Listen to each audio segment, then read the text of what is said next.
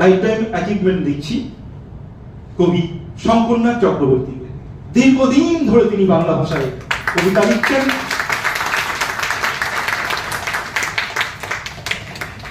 তাকে এই সম্মাননা দিতে পেরে অন্বেষা নিজেই সম্মানিত করছে।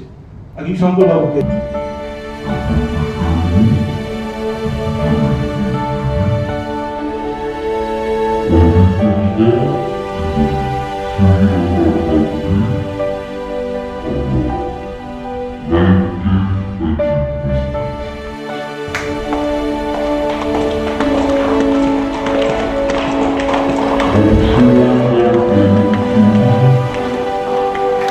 লেখাগুলো আমরা যেন বিভিন্ন সময় আওড়াতে পারি, আমাদের সন্দেহেও থাকে, সেদিকটাও আমরা একটু দেখি।